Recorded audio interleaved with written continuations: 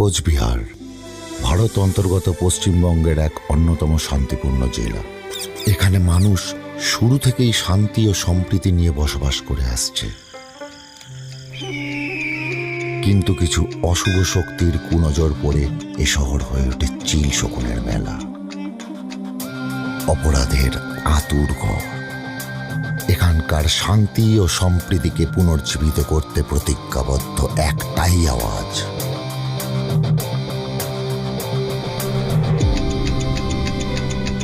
কৃষ্ণায় বাসুদেবায় হরে পরমাত্মনে প্রণত ক্লেশ নাশায় গোবিন্দায় নমো নমঃ।